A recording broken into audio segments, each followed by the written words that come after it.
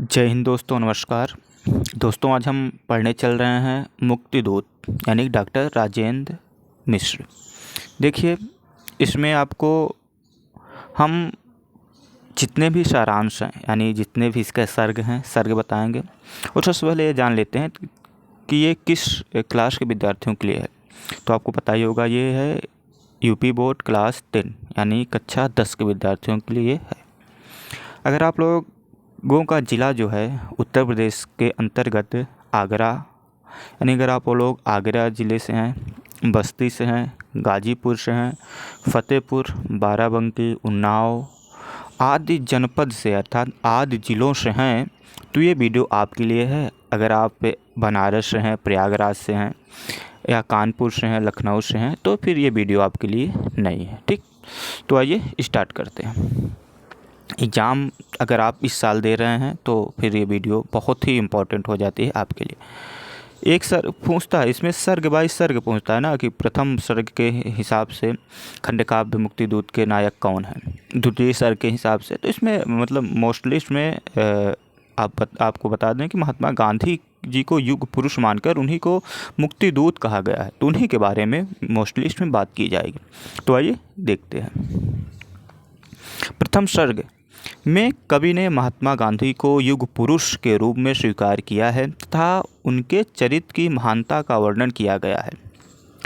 महात्मा गांधी भारत के ही नहीं बल्कि संपूर्ण विश्व के संकटों का निवारण करने के लिए उसी प्रकार अवतरित हुए जिस प्रकार राम, कृष्ण, गौतम बुद्ध, ईसा, मोहम्मद साहब तथा गुरु गोविंद सिंह आदि भगवान के रूप में अवतरित हुए। यानी यहाँ पर कवि ने महात्मा गांधी को ये कहा कि ये संपूर्ण विश्व के संकटों का निवारण करने के लिए अवतरित हुए हैं। अच्छा, सही भी है। थोड़ा 2 मिनट सुनते जाइए ताकि आप कुछ एक्स्ट्रा लिख सकें, ताकि आपका नंबर ना कटे। देखिए, महात्मा गांधी जब वकालत करने गए थे, दक्षिण अफ्रीका पढ़ने गए थे, तो इनके साथ इन्होंने देखा वहाँ गोरे और काले का भेदभाव था। उसी के साथ साथ इन्होंने आंदोलन शुरू किया और उसके बाद जब ये भारत में आए तो भारत में इतना ज़्यादा छुआछूत, इतना ज़्यादा भेदभाव था, अंग्रेज़ों द्वारा किया गया था कि इतनी ज़्यादा नीतियाँ फैलाई गई थी, इतनी ज़्यादा जो है नियम कानून बुरे यानी ख़तरनाक लाए गए थे, इतने ज़्यादा जो भारतीयों के हित में नहीं थे। महात्मा गांधी ने इन सबको दूर किया, तो इसलिए इनको कहा गया कि ये क्या किए, अवतरित हुए हैं। जिस प्रकार लिंकन ने अमेरिका तथा नेपोलियन ने फ्रांस का उद्धार किया था, उसी प्रकार गांधी जी ने भारतवर्ष को अंग्रेजी दासता से मुक्ति दिलाई। हाँ, अब आपको लगेगा महात्मा गांधी, भाई कुछ लोग बहुत मतलब महात्मा गांधी बहुत चिढ़ते हैं, लेकिन महात्मा गांधी ऐसे पुरुष हैं जिन्होंने कपड़े नहीं पहने। जिन्होंने कहा कि अगर भारत की आधी जनसंख्या, आधी जनता भूखी रहती तो हम भी एक टाइम खाना खाएंगे, हम भी बिना कपड़े के रहेंगे। हाँ, वो बात अलग है कि भाई वो अमीर थे, वो अच्छे थे, वो चाहते तो कर सकते थे लेकिन नहीं किए। तो अब ऐसे लोगों को अगर कोई कहे तो फिर भाई वो बात की बात है। महात्मा गांधी का जन्म गुजरात के पोरबंदर नामक स्थान पर हुआ था। इनके पिता श्री करमचंद गांधी थे। महात्मा गांधी के जीवन पर अपनी माता के चरित्र की गहरी छाप थी। बचपन में ही सत्य हरिश्चंद्र और श्रवण कुमार के आदर्श चरित्र से महात्मा गांधी बहुत प्रभावित हुए। यानी पूछ सकता है कि महात्मा गांधी बचपन में किसके चरित्र से प्रभावित हुए, तो सत्यवादी हरिश्चंद्र और श्रवण कुमार। इनके बारे में आपको परिचय कराने की ज़रूरत नहीं होगी, आप जानते ही होंगे। गांधी जी को हरिजन तथा हिंदुस्तानी दोनों से ही अगाध स्नेह था। यानी हरिजन वो जो जिन्हें समाज निम्न कोटि का मानता था, और हिंदुस्तानी हिंदुस्तान में रहने वाला हर व्यक्ति से गांधी जी का अगाध स्नेह था, यानी बहुत ज़्यादा प्रेम था। वे आजीवन विभिन्न समस्याओं से जूझते रहे। उनके अथक प्रयासों के फलस्वरूप भारत को आज़ादी प्राप्त हो सकी। अथक यानी बिना थके जो प्रयास करते रहे, यानी खाना पीना, रहने छोड़ने सोने की टेंशन छोड़कर प्रयास करते रहे, तब जाके हमें आज आज़ादी मिल सकी है। देखिए, हम लोगों ने पढ़ा प्रथम सर्ग, और प्रथम सर्ग में देखा हम लोगों ने कि गांधी जी के बारे में क्या बताया गया है। यानी प्रथम सर्ग में गांधी जी को भगवान का अवतार माना गया और ये कहा गया कि गांधी जी के माता पिता का नाम बताया गया और ये बताया गया था कि गांधी जी, चूँकि सर्ग बाय सर्ग पूछेगा इसलिए सर्ग बाय सर्ग याद रखिए भाई साहब। और बताया गया कि गांधी जी के बचपन पर उनकी माता और सत्यवादी हरिश्चंद्र श्रवण कुमार जी का गहरा प्रभाव पड़ा और वे हिंदुस्तानी और हरिजनों से अधिक प्रेम करते थे। अधिक का मतलब बहुत ज़्यादा प्रेम करते थे और अथक प्रयास से हमें आज फलस्वरूप उनकी आज़ादी प्राप्त हो सकी अंग्रेज़ों से। तो ये प्रथम सारा सर्ग था। अब द्वितीय सर्ग देखते हैं। खंडकाव्य की मूल कथा का प्रारंभ द्वितीय सर्ग से ही होता है। एक बार गांधी जी ने स्वप्न में अपनी माता को देखा। उन्हें स्वप्न में देखकर गांधी जी को अपनी माता की समस्त शिक्षाएं याद आ गई। उनकी माता ने उन्हें समझाया था कि गिरते हुए को सहारा दो तथा देश के भूखे व्यक्तियों को भोजन दो। माताजी की वाणी गांधी जी के हृदय को ईश्वर कर गई। उन्होंने मन ही मन संकल्प किया कि वे दीनहीन व्यक्तियों को सहारा देंगे तथा अपनी जन्मभूमि के बंधन काट डालेंगे। उनके मन में कुछ आदर्श विचार इस प्रकार उत्पन्न हुए। सभी भारतवासी सगे भाई हैं। यदि देश का एक भी बालक नंगा भूखा तो मेरे सुख किस प्रकार मिल सकता है, अर्थात मुझे सुख किस प्रकार मिल सकता है। अछूतों को भी उसी ईश्वर ने पैदा किया है। इन अछूतों के उच्च वर्गों के प्रति सहानुभूति प्रकट की है, फिर इनके प्रति भेदभाव कैसे रखा जा सकता है। निम्न जाति में पैदा हुए सत्यकाम को जब गौतम ऋषि शिक्षा दे सकते हैं और शबरी को भगवान राम स्वयं अपना प्रेम अर्पित कर सकते हैं, तो फिर इन हरिजनों को हृदय से अलग करना कैसे संभव है। अब देखिए दूसरी सर्ग में क्या कहा गया गांधी जी के बारे में, कि गांधी जी ने दूसरी सर्ग में ये कह रहे हैं कि अगर भारत देश में कोई भी व्यक्ति भूखा है तो मैं सुखी नहीं हो सकता। भारत देश में कोई भी व्यक्ति अगर बिना कपड़े का है तो भी मुझे सुख नहीं होगा। नंगा भुखमंगा है, भी भूखा है तो किस प्रकार मुझे सुख मिल सकता है। फिर गांधी जी ने कहा कि जिन्हें लोग अछूत मानते हैं वो अछूत नहीं है, क्योंकि सबको भगवान ने पैदा किया है।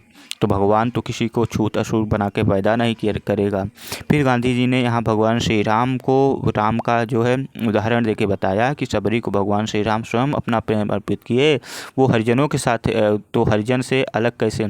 और एक और है कि हरिजन के साथ गांधी जी खाना पीना खाते थे, बैठते थे, अर्थात उनके मन में किसी प्रकार का कोई भेदभाव नहीं था। गांधी जी विचार करते हैं कि देश में व्याप्त भेदभाव की भावना को मिटाना ही होगा। गरीब और अमीर का भेद ईश्वर का नहीं बल्कि हमारा बनाया हुआ है। हरिजन के मंदिर में प्रवेश करने से यदि मंदिर अपवित्र हो जाता है तो उस मंदिर में भगवान का वास बिल्कुल नहीं है।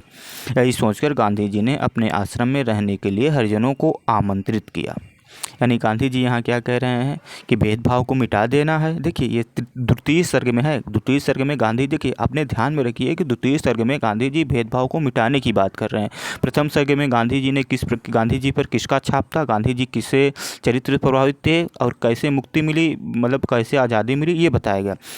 दूसरे सर्ग में आप पढ़ ही रहे हैं, लेकिन जहाँ तक आप पढ़ लिए वहाँ तक यही है कि भेदभाव को मिटाना चाहते हैं। गांधी जी इस कार्य के प्रति क्रिया हुई जनता ने आश्रम को चंदा देने से मना कर दिया। यानी जब गांधी जी ने हरिजनों को अपने आश्रम में बुलाया तो गांधी जी को आश्रम में जो चंदा देते थे वो लोग चंदा देने से मना कर दिया। आश्रम के प्रबंधक मगन लाल के निराशाजनक शब्दों को सुनकर गांधी जी क्रोधित हो उठे। उनके मन में अभी अफ्रीका में हुए अपमान की स्मृति शेष थी, जहां काले गोरे ऊंच नीच का भेदभाव व्याप्त था। गांधी जी ने कहा कि यदि जनता आश्रम के लिए चंदा नहीं देती तो मैं हरिजनों की बस्ती में ही रह लूँगा, पेड़ के नीचे सो लूँगा, किंतु मैं आदमी में भेद नहीं कर सकता। मेरे जीते जी घृणा और द्वेष नहीं चल सकता। पहले देश आज़ाद हो जाए फिर मैं हरिजन समस्या का भी निवारण करूंगा। गांधी जी के इस कथन से आश्रमवासियों में नवीन चेतना उत्पन्न हुई है। वे गांधी जी के असाधारण गुणों से भी परिचित थे। एक बार गांधी जी ने स्वप्न में गोपाल कृष्ण गोखले को देखा। गोपाल कृष्ण गोखले ने गांधी जी को स्वतंत्रता के मार्ग पर अनवरत चलने की प्रेरणा दी। गोखले ने आशा प्रकट की कि गांधी जी भारतवर्ष के मुक्तिदूत बनेंगे। यानी कुल मिला के आप अपने शब्दों में लिख सकते हैं, ज़रूरी नहीं है कि आप यही लिखें, यही चीज़ लिखें।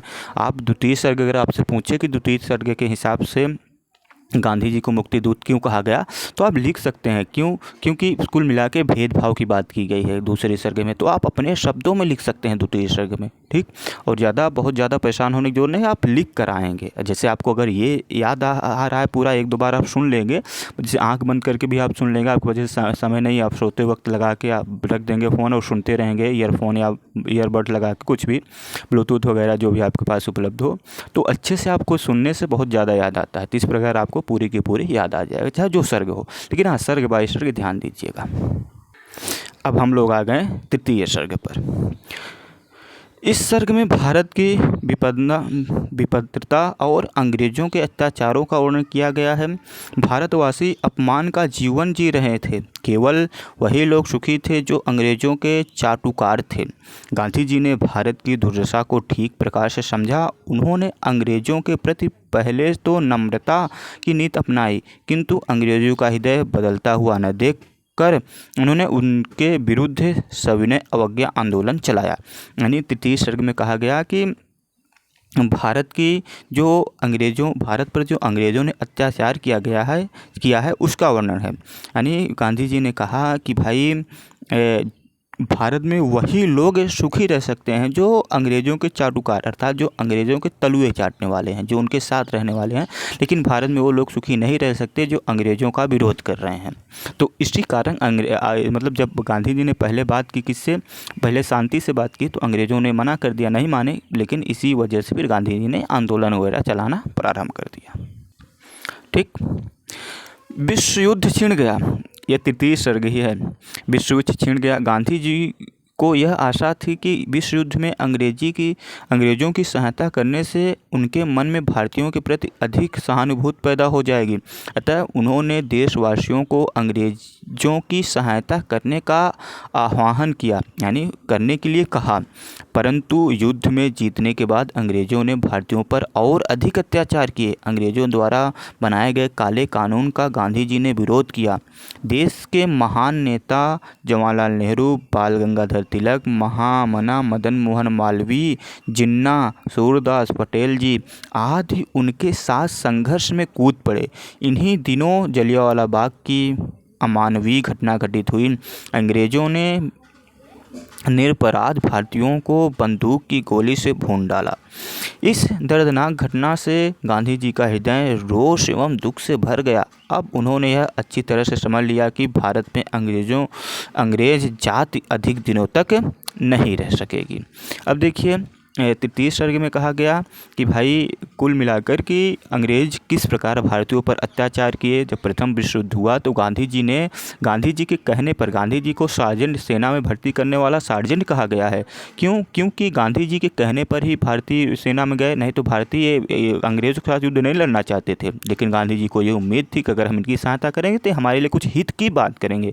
लेकिन नहीं, गांधी जी ये भूल गए थे कि भाई सुअर को चाहे जितना नहला दो साबुन लगा के, लेकिन मौका पाते ही वो जाके गंदे में ही कूद कर लौट लेगी एक बार ना।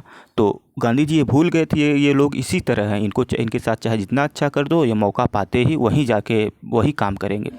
तो पहले में ये किया गया, मतलब तृतीय सर्ग में ये कहा गया कि भाई गांधी जी चाहते थे कि अंग्रेज़ों की सहायता करें, और ऐसा भी हुआ।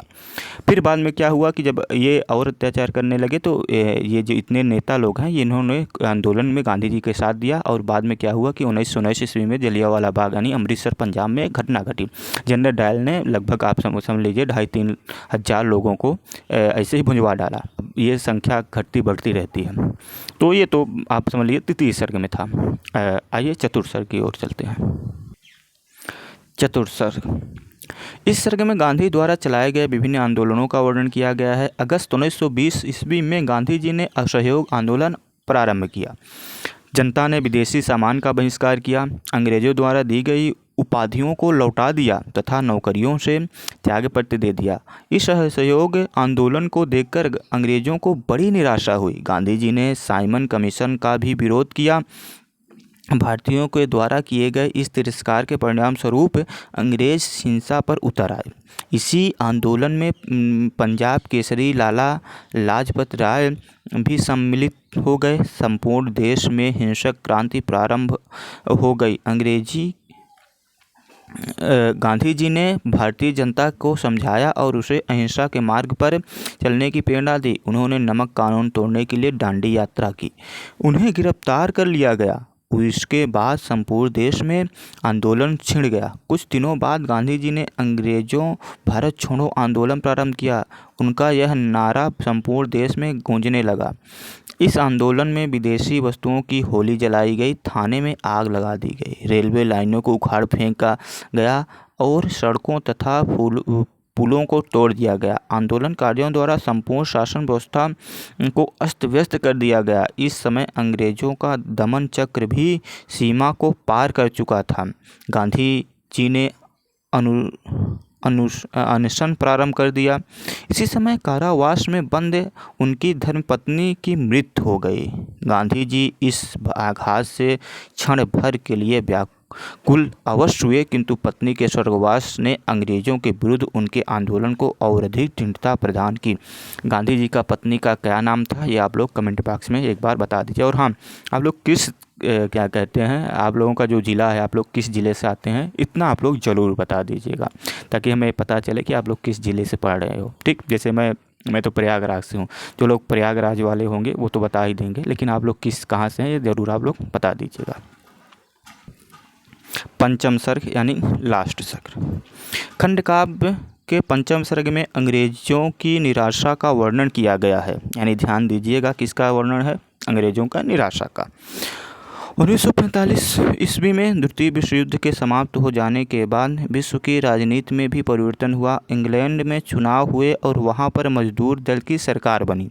इंग्लैंड के प्रधानमंत्री इटली ने घोषणा की कि जून 1947 ईस्वी से पूर्व ही अंग्रेज भारत छोड़ देंगे। इस सूचना से संपूर्ण देश में प्रसन्नता की लहर दौड़ गई। किंतु इसी समय अंग्रेजों के षड्यंत्र और मुस्लिम लीग की हठ धार्मिकता से पाकिस्तान बनाने की बात भी सामने आई।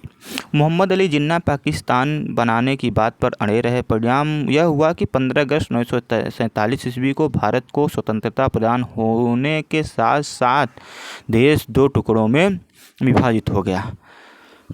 नुआखाली में सांप्रदायिक दंगे भड़क उठे। इससे गांधी जी को बड़ा दुख हुआ। उन्होंने सांप्रदायिक दंगों को शांत करने का भरसक प्रयत्न किया। इस प्रकार भारत के स्वतंत्रता संग्राम का अंत हो गया। परंतु देश के विभाजन से गांधी जी को अपार दुख हुआ। उन्होंने देश की बागडोर जवाहरलाल नेहरू को सौंपकर संतोष की सांस ली। खंडकाव्य के अंत में गांधी जी साबरमती के आश्रम में बैठकर देश के प्रति किए गए अपने महान कार्यों का विश्लेषण करते हुए दिखाए गए हैं। वे भारत के उज्ज्वल एवं मंगलमय भविष्य की कामना करते हैं और इसी के साथ खंडकाव्य की कथा समाप्त हो जाती है। यानी 5वें खंडकाव्य में ये कहा गया है कि भाई अंग्रेज भारत छोड़ने के लिए मजबूर हुए और 1947 में भारत छोड़ दिए, लेकिन इसके साथ साथ मुस्लिम और उनके साथी, उनके सहयोगी मोहम्मद अली जिन्ना के जो पाकिस्तान की मांग पर अड़े रहे, तो भाई अंत में अंग्रेज़ों ने भारत को छोड़ा, लेकिन उसके दो टुकड़े करने के बाद। ठीक है, फिर मिलते हैं अगले वीडियो में। तब तक आप लोग पढ़ते रहिए। एग्ज़ाम बस मुश्किल से आप समझ लीजिए कि 35-40 दिन बचा हुआ है, और अपना पढ़े तो फिर दिक्कत में आ जाएंगे।